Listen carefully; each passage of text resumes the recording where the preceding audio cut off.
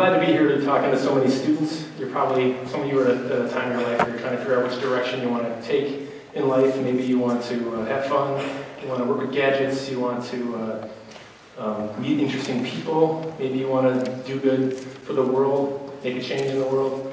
I'll give some personal perspectives. I'm a research engineer. I get to play with some pretty cool toys, animation network. I get to meet a lot of interesting people, and I work at a place called Argonne National Laboratory, and it's a place with a lot of people with diverse backgrounds, but we all share a common mission. And that is that the best way to help the human condition is through science and engineering. So basically we have these toys to play with, but they're really there to solve problems that affect people. So what problems are there today? Well, this is a pretty good list. I attended a lecture from Nobel Prize winning scientist Richard Smalley. He and some others put together a list of the top 10 problems facing mankind. I work in energy. You notice it's at the top of the list. How did energy get to the top of the list? Well, the way the list was formulated was that if one problem can help in other problems, it's going to work its way up to the list. So energy found its way up at the top of the list. If you think about it, if you can innovate and create accessible, clean, cheap energy, imagine what you can do about the problem with water, food, environment, and raising the level of the standard of living for the poor. So energy is not one problem, it's many problems. In fact, this is a busy slide on purpose just to kind of show we use energy from many different sources, and we use it in many different ways. I work in the area of transportation, down at the bottom here. Transportation is unique in the energy world. It's other than the other ways we use energy, in transportation you have to bring your energy with you. So that's important. I'll talk about that a little bit later. So I'm sure everyone's got many confusing messages about what are good and bad about cars. You know, they seem to be a political hot topic button, I say. But anyway, I'm going to go through, it's going to be a little bit of a lesson plan here. I'm going to go through 4 things that major concerns about cars and transportation and so forth. The first thing you might think about in any conversation about clean cars is toxic air pollution. Basically, with so many cars driving in densely populated areas, their exhaust emissions can affect human health, actual human health in many cities, and used to be a problem here in the United States, much more so back in the 70s. Not to be confused with greenhouse gases and global warming. I'm sure everyone knows something about greenhouse gases and global warming, and the fact is concentrations of CO2 are going up, may trap some more heat, and cause unwanted changes in the environment. The third thing, energy security, which is kind of a strange term. I'll walk you through it. The fact is that this country runs on 18 million barrels of oil per day. That's a crazy number. So we don't produce as much petroleum as we consume. That means we have to import petroleum from other countries. And because transportation and oil is so integrated with things that we do, this is an unacceptable risk. We might be susceptible to price shocks and supply disruptions. So this is why it's called energy security. The last thing, renewable energy. Basically, it's diminishing resources of renewable energy. We can't just continue to consume more energy until it becomes a scarce resource or even runs out altogether. We have to be finding ways to use less energy and perhaps switch to renewable sources. So those are our 4 things we'll talk about in the context of the technology breakthroughs that we need. So the first thing I want to mention, though, is that the first 2 get conflated sometimes.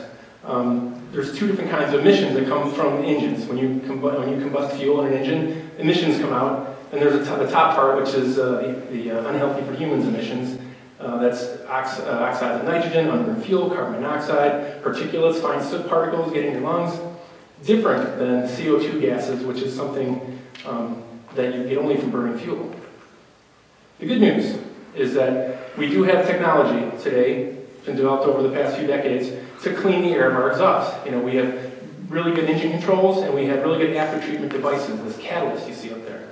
And it literally is so good at what it does that the pollution coming out the exhaust, if your car's already warmed up and you're running somewhere, the air coming out of your exhaust might actually be cleaner than the ambient air around you. So, a very effective technology. The bad news is there is no catalyst for CO2. If you think you can reduce CO2 into something else, you might violate a law of thermodynamics. I don't recommend it. So the point is, the only way to avoid CO2 is to not be burning fossil fuels altogether. Well, what types of technology can we talk about? I'll go through a few examples.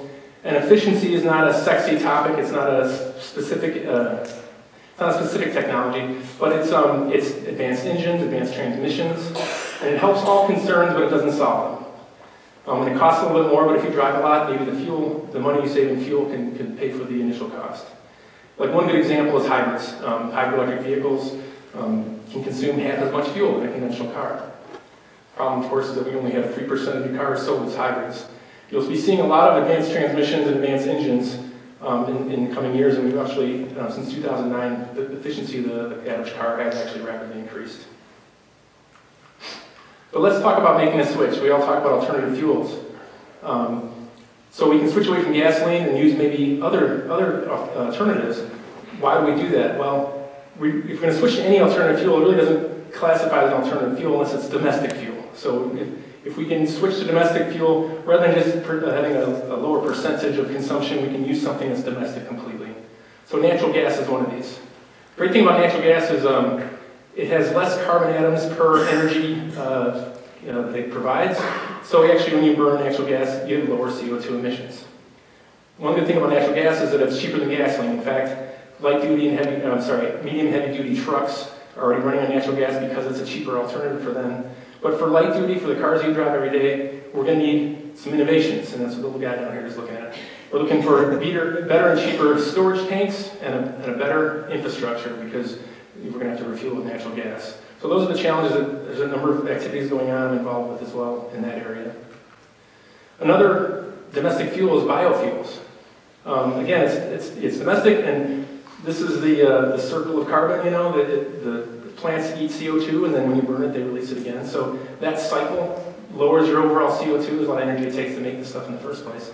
And it's, you know, renewable, but it can be fully renewable, and we can use more of it if we use less land and resources. Right now, we use a lot of ethanol. If we wanted to use more, it would take some breakthroughs, and that's what they're working on. We need to switch away from using corn, and we need to use like algae and other feedstocks that don't compete with food.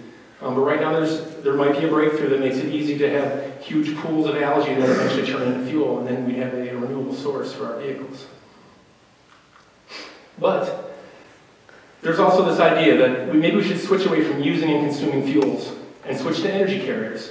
If we're going to have renewable energy sources, chances are it'll be stationary. You got to talk about solar and wind, maybe nuclear. And the idea is to take that energy and somehow get it into the car and then let the car drive off with that energy. Now it sounds like science fiction, but really what I'm talking about is the electric car. The electric car uses this model. It has zero local emissions. The electric grid actually doesn't use any oil, so we don't have to worry about foreign oil in this case. The electric vehicle is tied to the grid, so how well it does on renewable energy and greenhouse gases to the grid, I'll talk about that in a second. But the big breakthroughs we need in electric powered cars is energy density. This is how much energy you can put in the battery and the battery costs. First thing I want to talk about is this fact about the grid, about the electric vehicle being tied to the grid. So the big question, do electric cars lower CO2 emissions? And the answer is it depends on where you live. So because basically the electric grid is varied in where its energy comes from.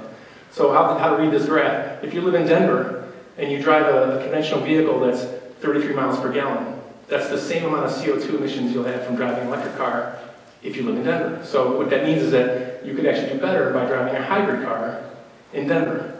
Where I live in Chicago, same thing. If you're just talking about CO2 emissions, it's better to drive a hybrid car. Now, in California, they have a much cleaner grid. In Buffalo, they use a lot of hydro, so you're never going to, I'd like to see a car with 86 miles per gallon someday, but it doesn't seem anytime soon. And of course, I put in Columbia, so y'all will know what the deal is. You can do better driving an electric car in this town, so that's good. But I want to talk about better energy storage. And I have some props here. So, people talk about, like, why is it we can't break our addiction to petroleum? And that's mostly because of this stuff, gasoline. If we didn't have gasoline the way we had it now, we would have already invented something like it already. It's so good at what it does. If you think about it, it's liquid, and that means you can pump it from source to place. You can pump it from the station into your gas tank, and it doesn't freeze. It's really stable, and it's incredibly energy dense. That's the real thing. So it's not an accident how much I have here. This is 150 milliliters. This is how much gasoline you need to drive a car 1 mile. And of course, if it was a hybrid, it would be half that. A very, very small amount of weight and volume to do something really, really amazing. So when I started at Oregon actually as a student working on batteries for electric cars. That's because the battery today wasn't very good. You see here, this is a lead acid battery. It's the best and most practical technology of the early 90s. And so electric cars kind of failed back then. It's very heavy. I'm going to try and lift it. 25 pounds. This again contains the amount of energy it takes to drive an electric car 1 mile. But that was 20 years ago. Now we have lithium-ion technology. I can lift this up. I'm not going to worry about hurting myself. This lithium-ion batteries now, this is 6.6 pounds. Again, the same amount of energy it takes to drive an electric car 1 mile. It's still kind of bulky. In fact, with gasoline, with a modestly sized tank, we can drive 300 miles before we have to refuel. Imagine if we had 300 of these in a car. So that sounds like a lot. The other thing about batteries is they're still a little bit expensive. So if you take a look at the electric vehicles that are on the market today, you see that this is the graph of the range and the cost. And of course, there's a trend. The more range you get, the more it's going to cost you because the batteries are expensive. Right now, electric cars are around 75, maybe the more expensive ones go up to 100 miles with range. And of course, if you're driving a Tesla, you got really long range, and it's going to cost you. So actually, I wrote a paper last year in regards to how much range do you need. Whereas frequently, you can with the 75 miles, you get a number of trips that you can use with an electric car. But some of those long trips you can't take, and the entire trip has to be taken with another car. It seems like what we really need is at least 175 miles to do like 90% utilization of electric cars. So we really need to be here. So this is kind of the big challenge. We're going to want to have something close to the range and something a lot cheaper. But there's still one last limitation of electric cars, and that's recharge time. You see, even if we had like a super big battery, if this were really cheap and really small, it would still take time to recharge it. It takes if you leave your car on charge for an hour at home, it takes about 10 to 20 minutes. Or, I'm sorry, you can only drive 10 to 20 miles. So every hour you get another 10 to 20 miles of range. Now you might visit one of these really expensive, big, thick electric cables, fast charge stations. There, it takes about a half hour to get half your range, which is good if you really have a short trip, but I've been on some long trips in my family. Let's say you really wanted to go somewhere far. You would say you average at 60 miles per hour average. If you have to stop every 1 to 2 hours to recharge, now your trip becomes 45, 48 mile per hour average. It's something that might get in the way. It's limiting widespread usage. It's not as good as a gasoline car. So this is actually the reason why we're still working on hydrogen-powered cars. Hydrogen-powered cars, the fuel cell car, is essentially an electric car with a little bit bigger storage and rapid refuel capability. If your tank is empty, it can fill you up with pressurized hydrogen and off you go. So that's a really important feature. It offers no emissions, no CO2 emissions, and so forth. If you make hydrogen from something that doesn't come from oil, that's good. I mean, that's the ultimate goal, is to use hydrogen, manufacture, make it from some renewable source. And you have this thing called the hydrogen economy, where you keep making more hydrogen, making it in different uses. But there's a longer list here in the breakthroughs, and they've been working on this for quite some time. We need better hydrogen storage. The tanks are quite large. Hydrogen does not store well. 10,000 psi in a tank. And the fuel cell uses too much precious metals. If every car was a fuel cell vehicle, we'd be very low on some of these precious metals. And of course, the infrastructure would be huge. If we have pipelines of hydrogen everywhere, and people really, you're taking your chemistry classes and whatnot. Hydrogen is a small molecule. It'll get through any little hole it wants to. So it's a bigger problem. And it all boils down to cost. Maybe we can make a fuel cell vehicle out of space-age materials, space-age technology, but if it's not low cost enough for people to buy it, it's not going to make the impact. So anyway, I ran through a bunch of things, basically some constraints that we have, and if we don't innovate ourselves better car technology, those concerns that I mentioned might turn into real problems. And there's a saying that says, think global and act local. But for science and engineers, this is the wrong advice. They need to think global and act global, because a single scientist's breakthrough idea leads to a transformative invention. He's thinking global, he's acting global. So basically, what if we had the dream, let's dream about what we really need. As I mentioned, we have really good gasoline and we have a really good energy carrier. What if we had a very